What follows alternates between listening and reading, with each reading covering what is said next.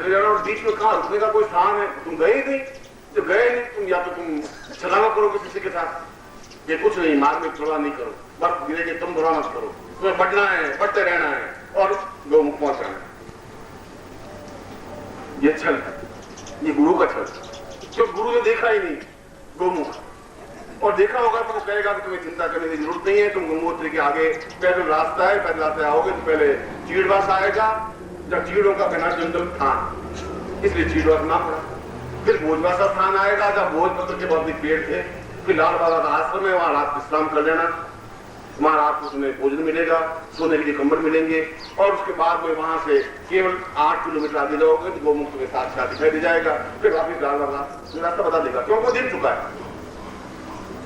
जो नहीं देख चुका है वो नहीं बता सकता, जो भगवती जगदम्बा का दर्शन कर चुका है वो तुम्हें विधि को समझा सकता है, और जो नहीं देख चुका है वो कुछ भी ऐसा कह सकता है तुम हिमालय में चले जाओ। इसलिए मैं जिस गालिब के श्लोक को तुम्हारे सामने आज पहले दिन, नवरात्रि का पहला दिन भी नहीं, तुम्हारे इस नए संवत का भी आज पहला दिन है, और मैं सोचता हूं किस प्रकार की युक्ति, इस प्रकार की चेतना, इस प्रकार की बातचीत सुनने का तुम्हारी जिंदगी का भी पहला दिन है। तुम पहली बार अपनी जिंदगी में ये पहली बात सुन रहे हो कि हम पूर्ण भौतिक ग्रस्त रहते हुए भी भगवान के साक्षात दर्शन कर सकते हैं, क्योंकि तुम्हारे जीवन का पहला क्षण है पूरी जिंदगी का। अब तक तुमने जिंदगी बिताई वो अपने ढंग से, अपने ढंग था, अच्छी बुरी, मगर जो कुछ बिताई उसमें कुछ उपलब्ध कुछ नहीं हुआ।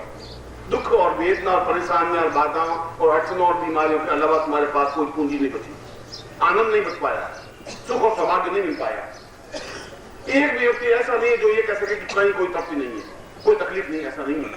इसलिए तुम्हारी पूंजी जो कुछ होनी चाहिए थी वो नहीं हो पाई, और इसलिए हुई तुम्हें कोई गुरु मिला ही नहीं। डोंगी मिले, पाखंडी मिले होंगे तो डोंगी मिले होंगे, सही रास्ता नहीं बता सके होंगे।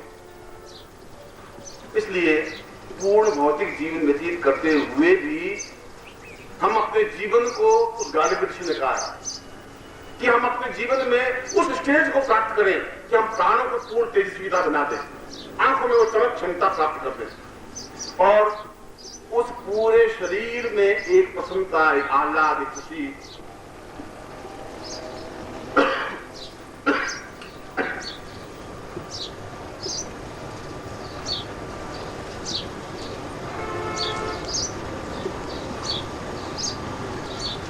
और एक तृप्ति अनुभव कर सके। अगर वो तृप्ति है तो जीवन में खुमारी है, खुमारी तो नहीं आता। जीवन एक अलग है, जीवन का खुमारी, जीवन का एक आनंद, जीवन की तृप्ति अलग है।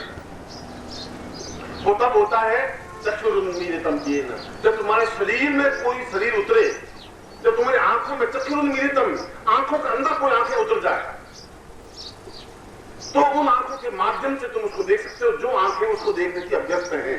जिस गुरु ने उसको देखा है उस गुरु की आंखों को तुम अपनी आंखों में बसा सको, ये अभ्यस्त कर लो। तुम नहीं देख सकते, तुम्हें कुछ नहीं करना है, तुम्हें तो गुरु को अपने शरीर में समाहित कर देना है। तुम्हें गुरु के पूरे प्राणों को अपने शरीर में समाहित कर देना, वो प्राण अपने आप में तेजस्वी बन जाएंगे। तुम्हें कुछ करना नहीं, क्योंकि तुम्हारी काया में वो ताकत नहीं है, तुम्हारी चेतना में वो ताकत नहीं है, तुम्हारी आंखों में ताकत नहीं है। तो चक्षुरुन्मीलितम, उन चक्षुओं को अपनी चक्षुओं से मिला दो, उन आंखों को अपनी आंखों से मिला दो, उतार दो जीवन में, आंखों के अंदर स्थापित कर दो। ये चक्षुरुन्मीलितम ये न तस्मै, इसलिए श्री गुरुवे नमः वो कह रहा है, इसलिए मैं गुरु को प्रणाम करता हूं। इसलिए नहीं कि वो अच्छा सुंदर है, अच्छे कपड़े पहने, इसलिए नहीं, इसलिए कि वह भक्ति जगदम्बा को साक्षात दर्शन मुझे करवा सकता है। क्योंकि मैं अगर उसको अपने जीवन में उतारूं, अगर उनकी आंखों को अपनी आंखों में बसा दूं, तो उनकी आंखों के माध्यम से मैं जगदम्बा का दर्शन कर सकता हूँ। चक्षुरुन्मीलितम येन तस्मै श्री गुरुवे नमः, इसलिए मैं गुरु को प्रणाम करता हूँ। इसलिए ये कार्य केवल गुरु कर सकता है और कोई नहीं कर सकता। न पत्नी कर सकती है, न पति कर सकता है, न भाई, न बंधु, न तुम्हारा धन, न दौलत, न ऐश्वर्य, न तुम्हारे लाख रुपए, न 5 करोड़ रुपए, न नेता, न अभिनेता, ये नहीं कर सकते। इसलिए उसने ये नहीं कहा तस्मै श्री पत्नी नमः या तस्मै श्री पति वही नमः, ऐसा कुछ कहा ही नहीं। तस्मै श्री गुरुवे नमः कहा है, क्योंकि वह ऐसा कर सकता है। और तुम्हें उस श्लोक में गालिब ने कहा कि इसलिए तुम्हें और कुछ करना ही नहीं है, और तुम्हें और कुछ क्रिया आती भी नहीं है। तुम तो अगर उसको अपने जीवन में, अपने प्राणों में उतार सको पूरी तरह से, और जब उतार जाता है गुरु, जब उतर जाता है शरीर में, तो अपने आप में पूरा शरीर अपने आप में बदल जाता है। एक चमक आ जाती है चेहरे पर, एक ओझ आ जाता है। शायद मैं उदाहरण दूं कि कैसे उतारे? गुरु को शरीर में उतारने की बात आपने कही गुरु जी, मगर उस गुरु को अपने शरीर में हम कैसे उतार सकते हैं? उनके प्राणों को अपने प्राणों में कैसे समाहित कर सकते हैं? उनकी आंखों को अपनी आंखों में कैसे समाहित कर सकते हैं? और तुम्हें शायद द्वापर युग की तो मैं घटना नहीं कह सकता कि द्वापर युग में तो जब राधा बैठी तो उद्धव गए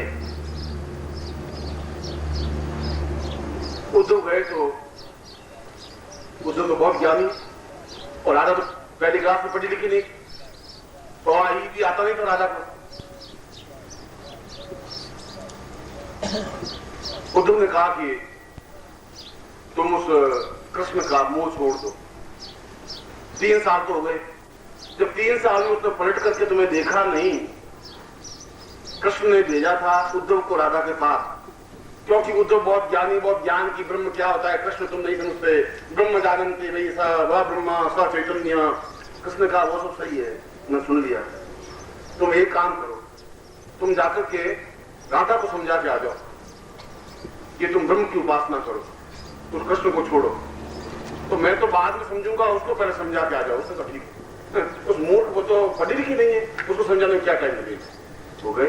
उसने कहा राधा तुम क्या कर रही हो? उसने कहा कि मैं क्या कर रही हूं ये प्रश्न बेकार है, ये पूछो कि मैं क्या नहीं कर रही हूं।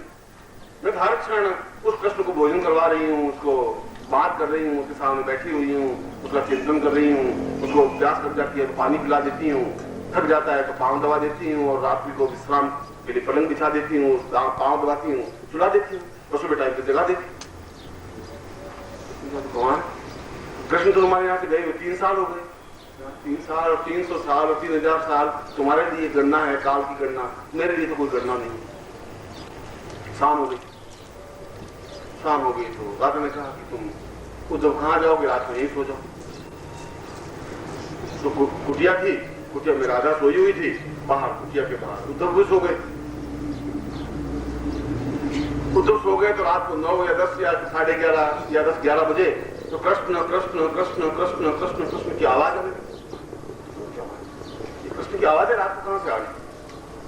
उद्धव तो ज्ञानी थे, ज्ञानी पढ़े लिखे थे, और खाली ज्ञानी सबसे बड़ा मूर्ख होता है।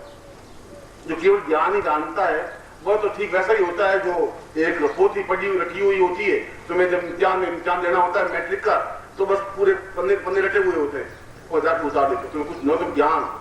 अगर तुम्हें कहूं कि पारे को शोधन करना कि बस वो तो ठीक है, वैसा जो लिख दिया वैसा याद किया वो लिख दिया। ये रात तो कृष्ण कृष्ण की आवाज कहां से आ रही है? वो उठा, चौपड़ी के इधर गया, पीछे गया, चारों तरफ घूमा, पलटा तो आवाजें धीमे आने लगी, थोड़ी और आती गया तो आवाज ही बंद हो गई। उसने कहा ये क्या हुआ? फिर वापस आंगन में आ गए, कृष्ण कृष्ण की आवाज। थोड़ा दरवाजा खोला, कुटिया के अंदर दीपक लग रहा था, अंदर गया तो राधा बिल्कुल नींद में सोई, तो इसके तो होठ हिल ही नहीं रही और आवाजें बहुत तेज आ रही। थोड़ा सा पास में गया तो देखा कि शरीर के प्रत्येक रोम रोम से कृष्ण की आवाज आ रही। उद्धव समझ गया कि कृष्ण को पूरे शरीर में समाहित होने की क्रिया ज्ञान शास्त्र और वेद पुराण में नहीं है, राधा से सीखी जा सकती। और राधा को जगाया, उनको तुम क्या बोल रही थी? तुम बोल ही नहीं रही थी, नींद ले रही थी, तुमने क्यों जगाया, क्या हुआ? जब पूरे जीवन में उतार दिया जाता है, ये तो एक राधा का उदाहरण है। और उदाहरण की यदि कोई प्रेमिका हो और उसका प्रेमी कहीं चला गया हो, 2-4 दिन के लिए नहीं आ रहा हो, तो आप देखेंगे वो बिल्कुल खोई हुई सी, और जो ही आपका चेहरा अगर साइकोलॉजिकल देखें तो चेहरे पर बड़ी चमक आया है, जैसे बातचीत की है, ऐसा हो गया है। अब कभी चेहरे पर रंग उड़ जाएगा, कभी एकदम से गुस्सा आ जाएगा, कभी खिलखिलाहट आ जाएगी, कभी आंखों में मस्ती आ जाएगी। ये सारी बात तो सामने कुछ नहीं है, मगर वह पूरा आंखों में आंखें उतरी हुई है, इसलिए बातचीत हो रही है, पास में कोई नहीं है, मगर चेहरे पर चमक भी आ जाती है, बिल्कुल एक अजीब चमक है। एक औरत में, जो शादीशुदा औरत है, उसमें उस औरत में बहुत अधिक अंतर है।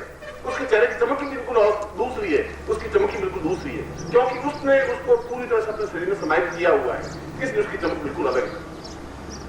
और जब गुरु का स्पर्श पाता है शिष्य, देखना नहीं, पास में बैठना भी नहीं, जब स्पर्श होता है दीक्षा के माध्यम से जब उसको जीवन में उतारने की क्रिया होती है तो एकदम से शिष्य का चेहरा बदल जाता है, रंग बदल जाता है, प्राण बदल जाते हैं, आंखों का भाव बदल जाता है। और यदि गालिब जी कह रहे हैं कि उसके आंखों की फोटो ली जाए तो आंख में केवल गुरु ही दिखाई देते हैं, उसकी आंखों का चित्र नहीं आता। ऐसा चिंतन तब होता है जब पूरे शरीर में जैसे प्रीतमा श्लोक आती है, उसका कोई संबंध नहीं है, उसका कोई भरोसा भी नहीं है वो आएगा भी कि नहीं आएगा, कोई कॉम्प्रोमाइज नहीं है कि वो आएगा ही। मगर हमारे राजस्थान में तो कहावत है कि बादी लो चितारे मने आवे चिट्ठी, कि मेरा बहुत हठी पति है, प्रेमी है, बादी लो बहुत हठी, बहुत जिद्दी है, आने का मैं बार बार कहती हूँ, आ नहीं रहा है। मगर आज मुझे याद किया है, याद कैसे इसकी आ रही मुझे, 5000 मील दूर आसाम में बैठा हुआ, वहां याद करा, यहाँ इसकी आ रही, ये क्या चीज, सीधे तार जुड़े हुए को, और जो इसकी आती है एकदम आंखों के सामने वो चला जाता है, आंखें देखना, आंखों में चमक आ जाती है, उसके चेहरे की भावना की ओज और मीना एकदम से उतरती है, नृत्य करने लग जाती है। संगत कह रहा क्या, क्यों डांस कर, क्यों नृत्य कर रही हो, क्या है, तो तुम नहीं, सामने कृष्ण देख रहे हैं, मैं नृत्य कर रही हूँ, वो आए हैं, मैं उसको लीन जाऊंगी नहीं तो फायदा क्या है, मैं क्या करूं यहां बैठी हुई, वो देखो तुम देखो सामने खड़े, और तो साला तो पागल, दिमाग खराब हो गया, कहाँ है आपस में, कहाँ है, तुम नहीं देख पाओगे, तुम्हारी आंखों में वो चीज उतरी नहीं है, मेरी आंखों में उतरी हुई है, मेरी आंखों में उतरी हुई है, इसलिए मुझे मालूम है वो सामने खड़ा है, सामने खड़ा है, आया बड़ी मुश्किल से थका हुआ है, और नृत्य करके अगर उसको खुश नहीं करूंगी तो अर्थ क्या, मेरी जिंदगी का मकसद क्या है, ये उतरने की क्रिया है। मैंने आपको उदाहरण, 2-3 उदाहरण दिए, किसी को जरूरत थी, मेरे जैसे 5 या 80 किलो उठा करके तो शरीर में डाल नहीं सकते थे, ये तुम्हारे लिए पॉसिबल नहीं, उठा भी नहीं सकते, उठाएंगे तो बोझिल हो जाओगे, घंटे आधे घंटे के नीचे उतारना पड़ेगा, बोझिए अब नीचे उतरो, हो गया, वो तो पॉसिबल नहीं हो सकता। गाने में कहना उतारने की क्रिया है, और उतारते तुम्हारी आंखों में चमक आ जाएगी, एक श्रद्धा, एक प्रेम, एक चिंतन, एक अटैचमेंट, एक प्यार, सब कुछ समर्पण करने की क्रिया, सब कुछ फना हो जाने की क्रिया, सब कुछ लुटा देने की क्रिया। जब सब कुछ लुटा देंगे तो तुम्हारे पास कुछ रहेगा ही नहीं, तो वो सब कुछ तुम्हारे अंदर प्राप्त हो जाएगा। जब तुम भरे हुए हो उसमें कोई समा भी नहीं सकता, इसलिए उसको जो है अंदर समा जाएगा, तुम्हारे उनको गुरु को देखने की क्रिया ही बदल जाएगी। जब वो नहीं है तो बिल्कुल एक बेचैनी सी होगी, बहुत तड़प होगी, एक तनाव सा होगा, बहुत अदम जुनिलार सी होगी कि क्या करें। जब मीरा को समझा रहे तो मीरा कहे तुम ये मुझे समझाने की क्रिया, मुझे ज्ञान नहीं चाहिए। जब गोपियों को समझाया उद्धव ने कि तुम अपने हृदय के अंदर से कृष्ण को निकाल दो, तो उसने कहा कि हम तो निकाल दें, मगर सीधी सीधी चीज हो तो निकले, तिरछे वे जो अड़े, वो तिरछे हो गए, अड़ गए, अब तिरछे तो निकल नहीं सकते, फंस गए बिल्कुल। अब इस जिंदगी में वे कृष्ण नहीं निकल सकते उद्धव, सीधी कोई चीज तो फिर भी निकल सकती है, वो तिरछे होकर अड़ गए।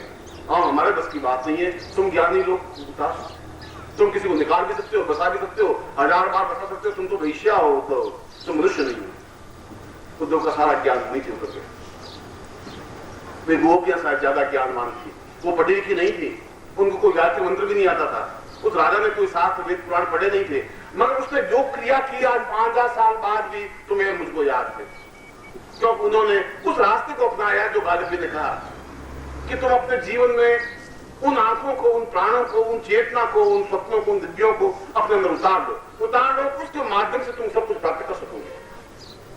अगर बहुत सर्दी है तो गर्म स्वेटर पहन लो, पूरे शरीर पर ढक दो, जिससे कि उस सर्दी की हवा को